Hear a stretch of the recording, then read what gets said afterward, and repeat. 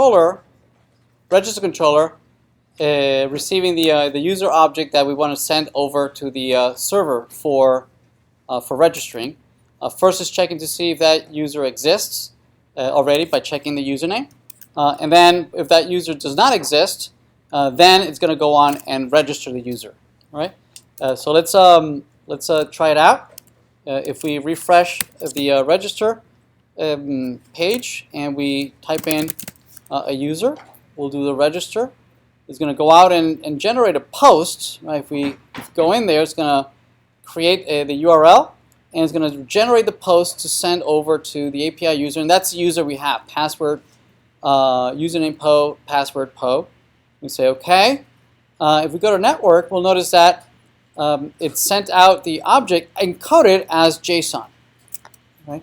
The error that I had was that the user object had the same name as this variable over here, which was undefined, and it was overwriting it. Right? So it didn't know how to encode undefined everywhere. Okay? So it was just a simple renaming of the variables. Okay? Okay, so the register is going to send a post. So what the post is received on the server side, over here on the app, is received here in this post right here in the register user. Right now, the only thing that it's doing is it's retrieving the user from the body and then just sending it back. So it's echoing the user object back to us. What we want to do is add it to the array of users, right? So it would be users.push and that new user object, but not before adding the ID to the user. So it would be user._ID. It's the same logic that we had in the service, right? I think it's this one right there. So let's just grab that same logic. So I'm going to just post it in here. Right? So the post. Well, we don't need the push anyway. We had done that already. The ID is getting the timestamp and the ID, and then sending back the user with sending it back like this, right, with the user. And on the client side, we have the user, which has now the new ID, and we can send it over to the profile because we have the new ID that has been added to the array. Let's restart. Let's come back here. Let's load the register. We're going to say po register, and it's going to navigate to the profile. Now the profile. The ID didn't seem to work. Let's go back. Wait a minute. We misspelled user. It's underscore user.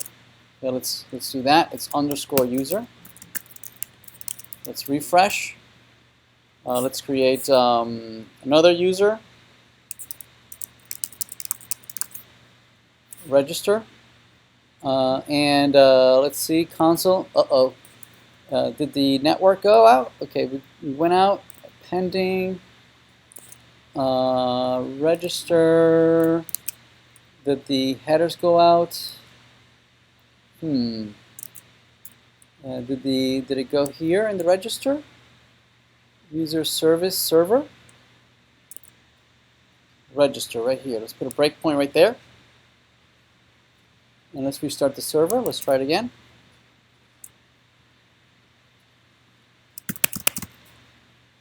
Register. Okay, there's body. Let's continue here. User. Here's the user object.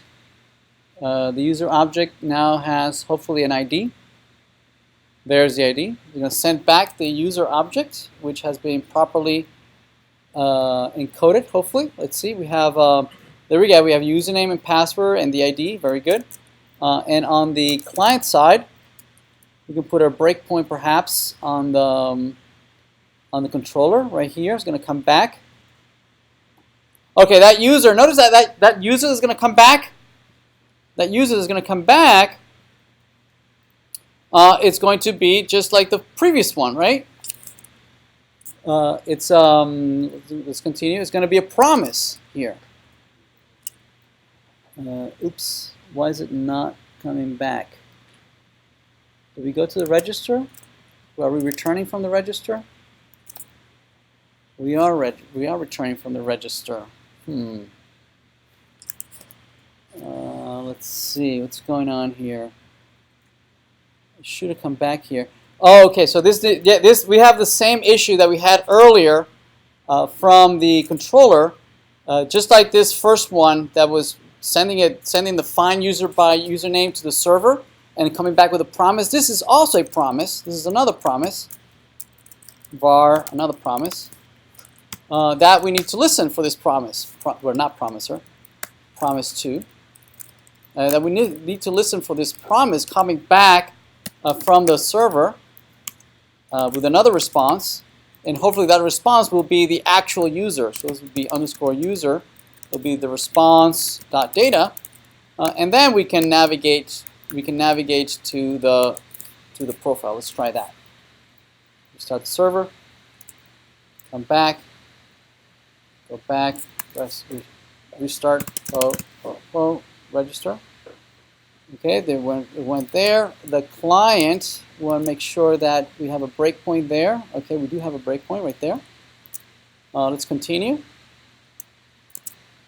Okay, comes back. Let's see the user. There's our user with the ID created on the server side. Right? And then we should be able to navigate to the profile page. Let's go back and notice that the PO username comes back from the server. Notice that the network, we go fetch that user with that ID that we had created, and it's responding with the object from the server, from the PO user that we had originally. Right? Notice that if I refresh the page now, right, notice that PO is still logged in. Right? This would have failed in their previous assignment, because in the previous assignment, all the arrays would have been set to new, right, to their original values, right? That did not include this new user, correct? Instead, this user now is permanently in there in the array of users, right? Because it's on the server, and it will remain there until you restart the server. Okay, the user will still be there. Right now, it's being stored just in the RAM of the user of the server, and if the server is restarted, it will go away, right? Next week, we're going to make it even more permanent, right? Storing it in the database where it should be. Okay.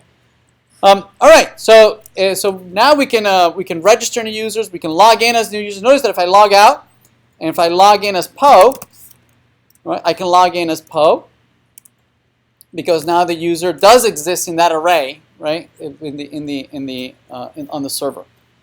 So next thing is that we would like to be able to update this user. Right, so let's work on that next.